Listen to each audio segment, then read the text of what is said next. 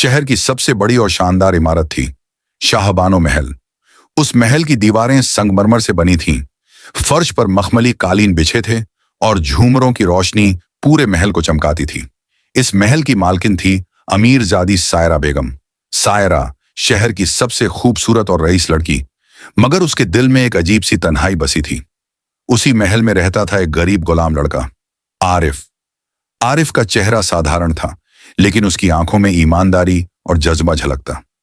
वो महल में छोटा मोटा काम करता, मगर सायरा को हमेशा उससे एक अजीब सा अपनापन महसूस होता। एक शाम जब महल के बाग में ठंडी हवा बह रही थी, सायरा खिड़की से बाहर देख रही थी। वहीं आरिफ अपने हाथों से महल की पुरानी किताबें संभाल रहा था।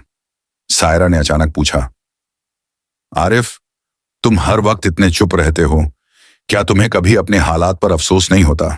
आरिफ ने धीमी मुस्कान के साथ कहा, बेगम, गरीब इंसान के पास अफसोस का वक्त कहाँ होता है, हमें तो बस जीना आता है।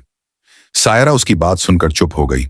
उसने पहली बार महसूस किया कि ये लड़का सिर्फ गुलाम नहीं, बल्कि उसके भीतर कोई गहरी कहानी छुपी है। कुछ ही दिन बाद सायरा और आरिफ महल की पुरानी लाइब्रेरी में पहुंचे। वहां किताबों की अलमारी हटाते ही एक गुप्त दरवाजा दिखाई दिया। सायरा हैरान रह गई। ये दरवाजा तो मैंने कभी नहीं देखा। आरिफ बोला, मैंने भी कई बार आवाजें सुनी हैं इसी दीवार के पीछे से, मगर कभी हिम्मत नहीं हुई। सायरा ने कहा, आज हिम्मत करनी होगी। धीरे धीरे दरवाजा खोला गया।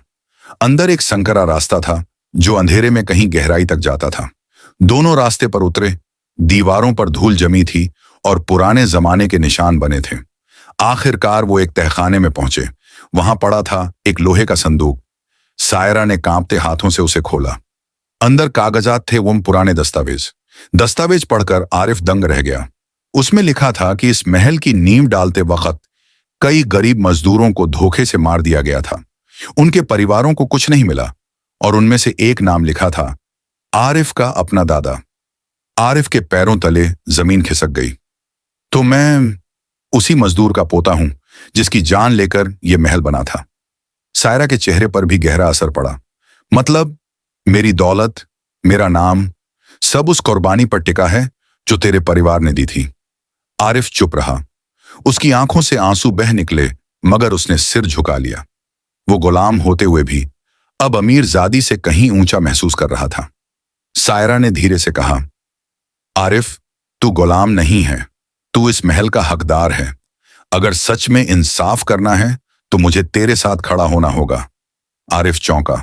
बेगम, आपने तो कभी मेरे जैसे गरीब की तरफ देखा भी नहीं था। सायरा की आंखें नम थीं। आज तक मैंने दौलत देखी थी, मगर आज पहली बार इंसान देखा है। सायरा ने महल के सब नौकरों और सलाहकारों को बुलाया। उसने ऐलान किया, इस महल का आधा हिस्सा अब आरिफ का है, क्योंकि उसका खून, उसका अतीत इस नींव में शामिल है। अगर यह महल मेरी अमानत है तो इसका हक आरिफ का भी उतना ही है। पूरा महल हैरान रह गया। गुलाम लड़का अब मालिक कहलाया। उस रात सायरा और आरिफ फिर से उसी बाग में खड़े थे। सायरा ने धीमे से कहा, अब तू सिर्फ गुलाम नहीं बल्कि मेरी दोस्त है, और शायद इस रिश्ते से ज्यादा सच्चा कोई रिश्ता नहीं। आरिफ ने आसमान की तरफ देखा। तारों की रोशनी महल पर बिखर गई। उसने मन ही मन सोचा, शायद यही इंसाफ है। गरीब और अमीर का फर्क मिट जाए तो दुनिया सचमुच महल बन जाए।